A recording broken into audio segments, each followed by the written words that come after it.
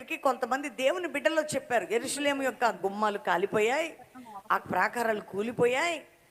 కొంతమంది అందరు నాశనమే, కొంతమంది మిగిలారు. ఆ మిగిలిన వారు నింద శ్రమ అక్కడ అనుభవిస్తున్నారు. చాలా భయంకరమైన పరిస్థితి యెరూషలేం పట్టణం ఆ పరిస్థితిలో ఉంది. నెహెమ్యా అని ఈయన దగ్గరికి వచ్చి చెప్పినప్పుడు అది విని ఏం చేశాడట, ఈ మాటలు వినినప్పుడు వింటున్నారా, కొంచెం షాక్ న్యూస్. తన ప్రాంతం, తన ప్రజలు, తన వారు పొందుతున్న ఆ వేదనని, ఆ శ్రమని, ఆ భారముని విన్నప్పుడు ఏం చేయాలా చెప్పండి? ఏదన్నా షాక్ న్యూస్ విన్నా, ఏదన్నా జరిగినప్పుడు విన్నా, ఏదైనా వినిన వెంటనే మన వాళ్ళు ఏమైపోతారంటే బాధ, వేదన, కృంగుదల, కృషించిపోతారు.